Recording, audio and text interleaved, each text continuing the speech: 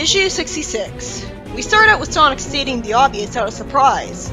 Wait, Nate made those rings? You can make a powerful force of nature like that?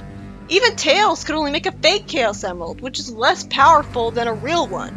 But here Nate is confirmed to be making real rings like it's nothing. I didn't talk about this last issue because I assumed that he was making rings, sure, but wasn't the origin of the rings in the first place. I assumed that rings existed before him, like would make sense. Nate refuses to let anyone exploit the rings, even Sonic and Tails. Why make them then? Does he have like a weird compulsion to make them for no reason? Sonic lampshades this stupidity, saying to think of all the good he could do with these, though it's really weird to hear someone calling rings rare when you find hundreds of them in every zone effortlessly. After Nate says he won't go back to Mobotropolis, Sonic stands up to him with some really well-written and cathartic lines. Listening to your story made me think you were a hero. It even gave me hope for Overlanders. But now I see you for what you are. Someone who was once a hero, now chooses to hide himself away because of a few bad breaks. Nate says that being a hero never works. Really, so his giving Mobotropolis the golden age of technology didn't work. Then a rumbling happens, and the wall of the cave changes into Exes, even though a magical security system was supposed to be keeping him out. You'd think that the security system would detect the magic of Exes' aura, and even the fact that he changed his form wouldn't matter. I do appreciate how they put in the effort of showing every different elemental form Exes has. He's been a cloud, a snowman, fire, and now this. So Exes now has this huge power source, and all of this feels incredibly arbitrary. Nate had no reason to make all of these rings, and Exes had no reason to get here so easily. Nate and Eddie get separated from Sonic and Tails by raising Earth, and Eddie picks Nate up, with him telling him that the ceilings collapsed. He thought the two of them were buried under falling rocks, but fortunately they didn't get hurt at all somehow, and Sonic spin-dashed out of them just fine. Naturally, all of those rings at once permits Exes to transform himself, becoming more powerful, but Sonic and Tails had done the same thing and started to go super, with Tails even getting his flickies of doom that I have to wonder why they weren't there for Turbo Tails. It's weird that they're transforming without 7 Chaos Emeralds each though, but then again, I think enough rings actually would equal the power of 7 Emeralds. That ring energy is just a much weaker form of Chaos energy. After all, having them be two completely separate energies would be too convoluted. So it does make sense considering there was like over 1,000 rings there. Exes proceeds to open a portal to the Zone of Silence. Way to excite me by making me think it was a zone I hadn't heard of yet, although this is good too. Why did a powerful wizard like him need to inscribe arcane symbols into air to do that? Why couldn't he just snap his fingers and create the portal? Why is his magic so picky that it needs him to write arbitrary symbols that it somehow is able to read and he can't just write in English? I mean, you'd think if magic is able to read, it would be able to read in English. I never liked the concept of magic words because of that, it's so arbitrary. It's explained that the last time he opened a portal to Zone of Silence, it was an accident. How do you accidentally do something like that? You'd have to be doing it intentionally, especially since there's so many different zones, so if the portal was created because he was bored with the Overlander War and wanted to explore a different zone, then there was a very tiny chance that the exact zone he got a portal to was the Zone of Silence. Also, later on in the comic it's explained that people go to zones because someone wants them to. But why would that someone want Exes to be able to go to the Zone of Silence? A text blurb says that the blue radiance leaping towards Exes is not that of Sonic? How? The next panel says it's Ultra Sonic instead, but those are the same person. Sonic's super form here is actually Ultra Sonic. It makes sense that it'd be a different form because he's transformed in a different way, not using any Chaos Emeralds. It also altered Sonic's voice, and that makes sense because it happened with the super form and secret rings too, so it's not unheard of. But it's equally arbitrary that magic would bother to change that. Why is it called Ultra as if it's better than Super Sonic though? Did he really get that many rings that his power supersedes that of 7 Emeralds? Even with some of the rings being used by Tails and Exes instead? This is a pretty epic start to the fight though, giving Sonic and Tails more of a fighting chance of invincibility. Somehow they managed to make Exes shoot lasers out of his eyes sound flowery and poetic. I gotta commend the writing there, I couldn't do that. But it was previously established that Exes could only use magic against crystallized people to hurt them. So either this laser is only a super form thing, or that was only a restriction to the clone of him Sonic thought. Sonic douses the laser by constructing a shield of ice water, which I guess works by casting a magic spell forcibly lowering the temperature of anything that touches it, because if we were going by regular physics here, the lasers would just melt the ice. Heat beats ice, after all. Also, I'm guessing that the super forms also slightly alter your brain so that you instinctively know what you're now capable of, because otherwise Sonic would have never guessed that he suddenly had the ability to generate ice and use it as a tiny shield. I'm not going to say it's stupid and arbitrary though, because any new abilities he'll show here are justified by the ultrasonic form. As I start getting sick of the lack of dialogue with text narration instead, although the characters wouldn't really have anything to say other than Captain Obvious stuff, it's explained that the Zone of Silence is beginning to spill into reality at Exes' will, because it's in that zone where Exes found his magical skill greatly enhanced to the point of making him a being of absolute power. I presume because the Zone of Silence has way more magic in it. Okay, so Ultrasonic gets a different name, but Hyper Tails is just called what he is in the game? How humiliating is this for Exes being attacked by cute little flickies? Sadly, with his super form, he has the power to freeze the birds in mid-flight, even though you'd think those birds being so magical, being generated from a super form and all, wouldn't be able to be affected by Exes, and wouldn't be defeated so easily. At least his powers seem to be restricted to the 4 elements of nature, so there's some actual restricting of his overpoweredness. So there's some actual restricting of his powers to make him not overpowered, unlike with Enerjack. Although he can still manipulate stressed people to act and be the way he wants. So why isn't he doing that now? Boiling liquid meets a wall of constructed granite, and Exes tells, okay, why the hell can't we just have a dialogue box of him saying this instead of it being in the narration? They got a little carried away there. It honestly detracts from the action of the scene, making me feel less immersed in it, as if we're just looking at this from an onlooker's perspective way after the fact. Anyways, Exes tells of how he met and gained the loyalty of a Mobian named Feist, who was banished to the Zone of Silence shortly after Exes had arrived there. Was this the name of the giant who nearly killed the king?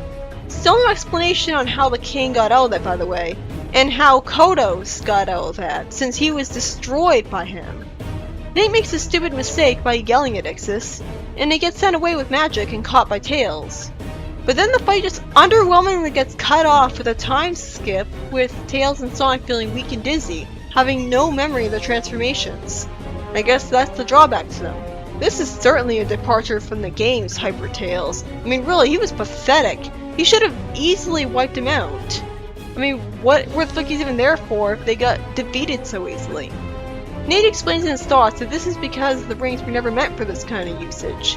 Naturally, they're supposed to transform with emeralds. I feel pretty sorry for them here, with them passing out. Some text blurbs explain that this is happening while Exes' power is going dangerously out of control. At least we didn't get cheated out of seeing him defeated. And it was that identical mastery of atomic particles that allowed him to transform everyone who entered his zone. The story then reminds you about the crystallized villains who were able to control their crystallization to survive the ravages of Zone of Silence on Exes' side. It's explained that he uses the mastery of atomic particles, which would be magic in general, in order to crystallize people in the first place. But if he can do that, then why doesn't he have a lot more abilities? I mean, tons of different abilities could come from having the ability to transmutate something in general. I thought his powers were restricted to elements. And also, why is he able to control only people who are crystallized then? I don't see how transforming someone not made of any of the 4 elements into crystal falls under the 4 elemental powers, unless they're doing a broad interpretation where crystal falls under earth. The narration explains that the Zone of Silence is trying to replace this reality. Oh, they're bringing back its black hole nature. That's interesting. And then Exes is defeated in a Deus Ex Machina in the most underwhelming victory ever.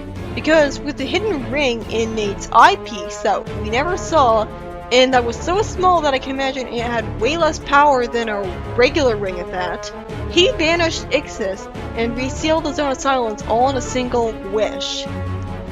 So they brought back that stupid plot point where rings can grant wishes from all the way back in the earliest of the forced comedy era of Archie Sonic at the most underwhelming of times. If rings can grant wishes, especially of this caliber, why didn't they just wish away every villain with rings, like Eggman as soon as he rose to power? Even if he had a Chaos Emerald, this wouldn't make sense, because Exes was way more powerful than one Chaos Emerald, so powerful in fact that I'm wondering why he didn't just immediately rip a new hole in reality and warp back here through another portal. They really shouldn't have survived this. And the worst part is they didn't need this Deus Ex Machina.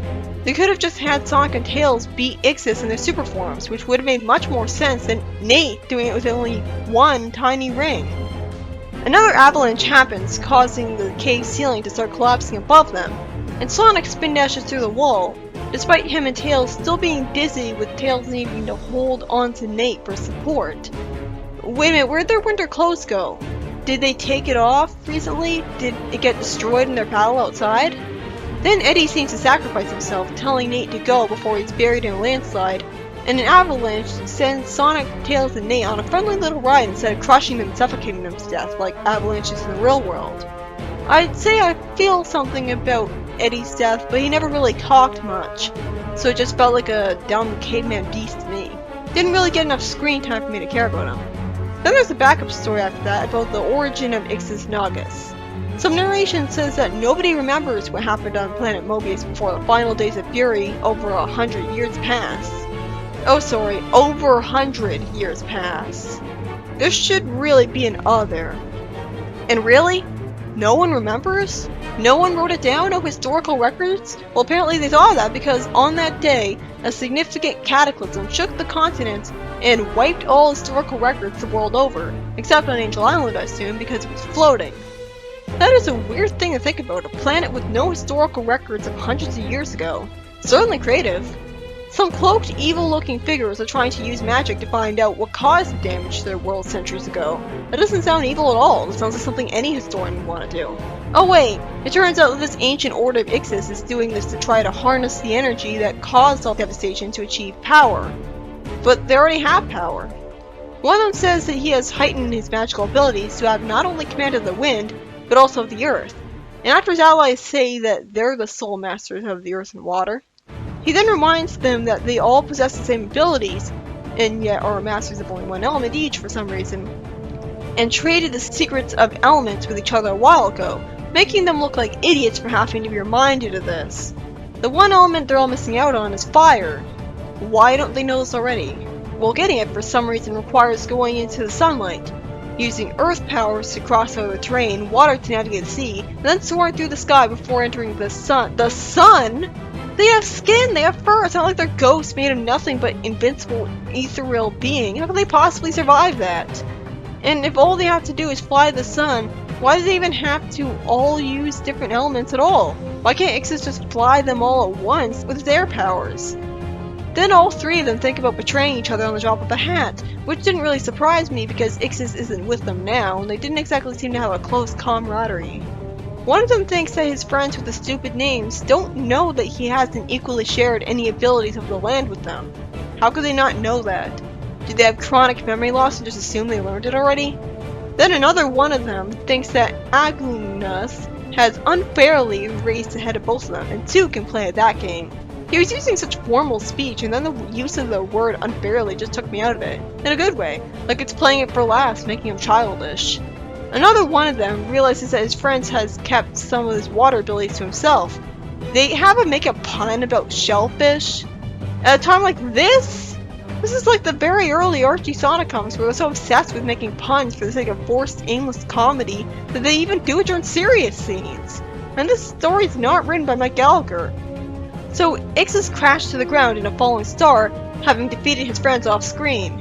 I guess they weren't supposed to be important at all. And then he just showed up at King Acorn's doorstep with that evil smirk on his face, and they somehow trust him. With that smirk? And it's not explained that they're only agreeing out of fear that he'd attack them if they said no. With that, the story just ends. Well, that was unfulfilling. Both stories in this issue were written by Carl Bowlers.